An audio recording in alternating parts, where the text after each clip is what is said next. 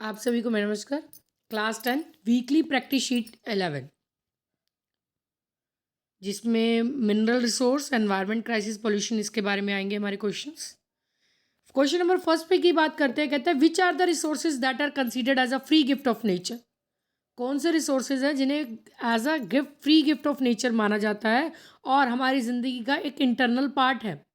Almost हर चीज़ जिसका हम इस्तेमाल करते हैं, एक पिन से लेकर बिल्डिंग, बिग शिप जो है वो हमारी, और ये सभी इन रिसोर्सेज से बने होते हैं। इन रिसोर्सेज को क्या कहा जाता है?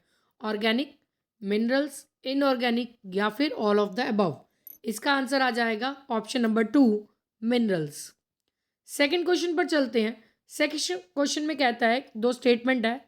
सेकंड में फर्स्ट स्टेटमेंट है, ए statement, a mineral is a natural element which can be organic. Mineral organic भी हो सकता है, इनऑर्गेनिक भी हो सकता है, और केमिकल और फिजिकल प्रॉपर्टीज इसकी होती हैं।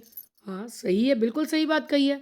स्टेटमेंट बी में कहता है जो मिनरल्स हैं वो प्योर फॉर्म में पाए जाते हैं। नहीं, प्योर नहीं होते, ये हमारे रॉ मटेरियल में मिलते हैं। ये गलत है, यानी ए सही है, बी गलत है।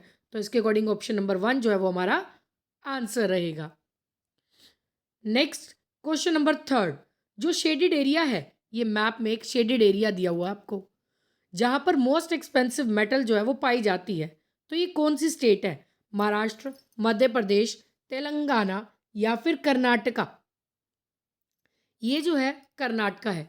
ऑप्शन नंबर फोर्थ आंसर रहेगा। नेक्स्ट क्वेश्चन नंबर फोर्थ, कौन सी जो वैली है वो झारखंड में फैली हुई है और वेस्ट बंगाल में, और ये जो है मेजर प्रोड्यूसर है कोल और माइका की, जिसे हम लार्ज इंडस्ट्रियल डेवलपमेंट भी कहते हैं और इसे रूर ऑफ इंडिया भी कहा जाता है। तो इस वैली का नाम बताइए। Damodar valley, Sutlej valley, Brahmaputra valley या फिर गंगा वैली?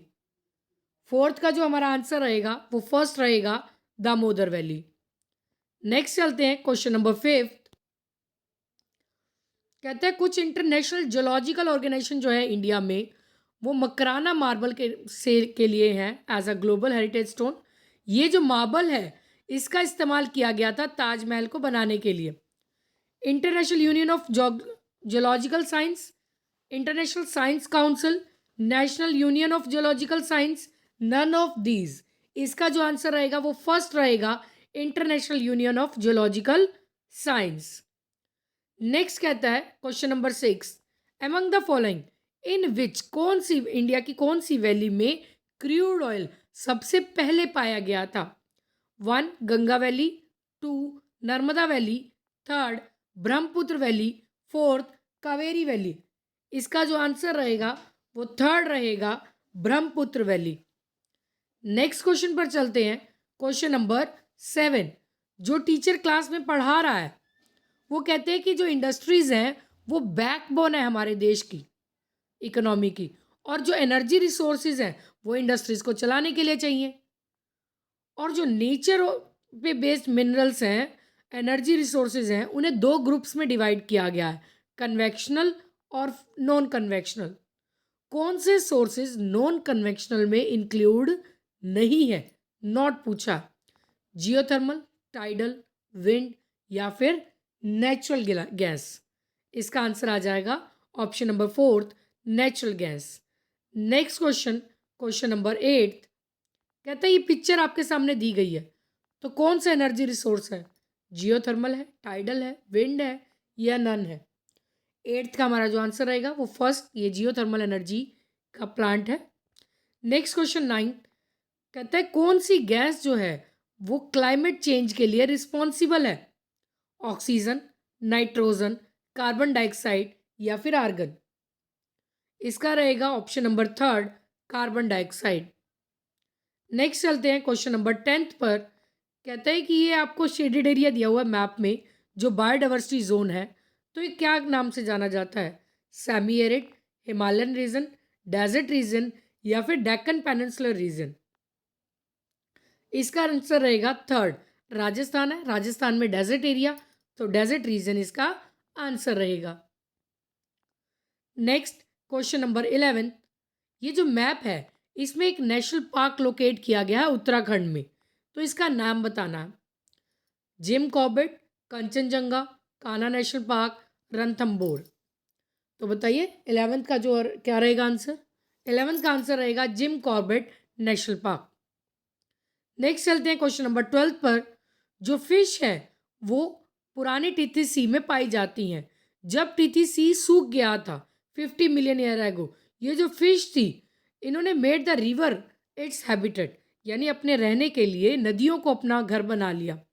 अब जो फिश है वो इंडस नदी में पाई जाती है पाकिस्तान में, और ब्यास नदी में पंजाब में।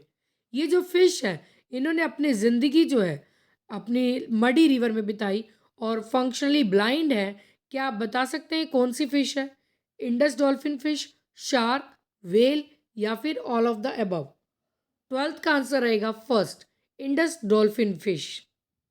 Question number 13।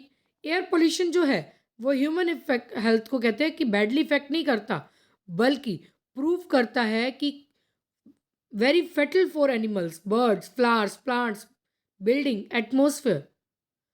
तो कौन सी ऐसी गैस है जिसके कारण एयर पोल्यूशन होता है और इंक्रीज होता चला जाता है? ऑक्सीजन, कार्बन डाइऑक्साइड, नाइट्रोजन या फिर हाइड्रोजन? 13 का जो हमारा आंसर रहेगा वो रहेगा option number 2, carbon monoxide. Next चलते हैं क्वेश्चन नंबर 14 पर। जो रामसर कन्वेंशन है, इंटरनेशनल इंटर गवर्नमेंटल ट्रीटी, ये एस्टेब्लिश करती है एक फ्रेमवर्क कंजर्वेशन ऑफ वेटलैंड्स और इनके रिसोर्सेज के लिए। ये जो ट्रीटी है वो 1971 में बनाई गई थी। Ramsar conference city of Ramsar tell when was implemented. जो ये ट्रीटी एग्रीमेंट हुआ था ना 1971 का, वो सिटी ऑफ रामसर की कॉन्फ्रेंस में हुआ था। तो ये कब एप्लीकेबल हुआ था? 1975, 1980, 1985, 1990। क्वेश्चन नंबर 14 का आंसर रहेगा ऑप्शन नंबर 1, 1975। नेक्स्ट 15। जो इंडस्ट्रीज़ हैं वो कंट्रीब्यूट करती हैं ग्रोथ और डेवलपमेंट के लिए इंडियन इकोनॉमी में, बट सेम टाइम पर जो पोल्यूशन और डिग्रेडेशन एनवायरनमेंट का उसे नहीं देख रहे हम। और किस तरह का पोल्यूशन जो है वो इसके कारण हो रहा है? Air pollution, soil pollution, land और नॉइज पोल्यूशन या फिर ऑल ऑफ द अबव? इसका आंसर रहेगा कोई option number 4, all of the above. Worksheet 11 हमारी यहीं पर ख़त्म होती है। नेक्स्ट वीक आपको नेक्स्ट वर्कशीट मिलेगी। और हमारी वीडियोस को इसी तरह से देखने के लिए लाइक, शेयर और सब्सक्राइब ज़रूर कीजिए। और रेगुलर नोटिफिकेशन के लिए बेल आइकन दबाना मत भूलिए। Thank you, bye bye.